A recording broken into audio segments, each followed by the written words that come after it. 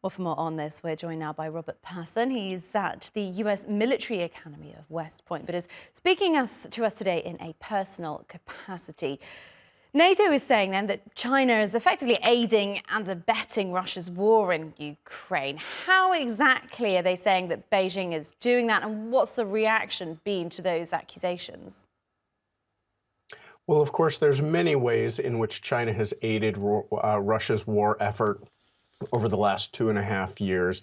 Most obviously, having increased their purchase significantly of Russian energy, they are directly funding Russia's war machine, since that's Moscow's main source of income.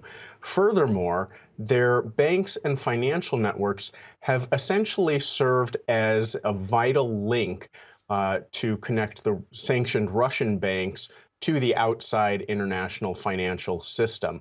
And so increasingly, again, that provides an important lifeline to Moscow's efforts.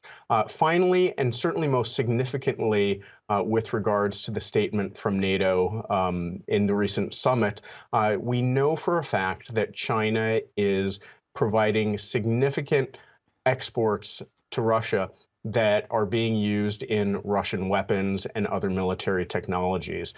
This includes machine tools that are needed to make weapons. It also includes computer chips, microprocessors that Russia can't produce on their own, but badly needs in order to make its weapons. And so those really are the areas that have been the target of this statement and are calling for significant increase in the West's enforcement of sanctions and increase of sanctions to address it. Now, not surprisingly, the statement has been met with a hostile reaction from both Russian and Chinese leaders. Former Russian President Dmitry Medvedev noted or declared that NATO's commitment to Ukraine would result in the disappearance of Ukraine or the disappearance of NATO, or both. Obviously, they don't have the capability to back that up, but that was a strong reaction. From China, the Chinese foreign minister simply declared that they were groundless accusations that had no merit.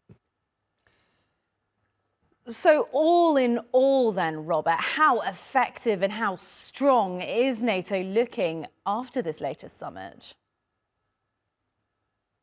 Well, I think the summit itself was extraordinarily successful in laying out fundamental principles and concrete steps that the alliance will take in the coming year and years to try to restore stability, not just to the Euro-Atlantic region, but to the entire world, recognizing that the war in Ukraine has reverberations around the globe. And so by making new long-term financial commitments to Ukraine, by establishing a new mechanism to coordinate future aid, I think the alliance is in a very strong position. It's also obviously stronger by virtue of the fact that now Sweden and Finland are both full members, and they bring incredible capabilities to the alliance. And so I think both the summit itself and the future of NATO are very strong today.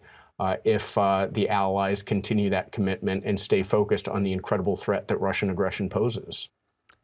Yep, got to stay focused. Robert Passon, thank you so much for joining us on the NewsHour.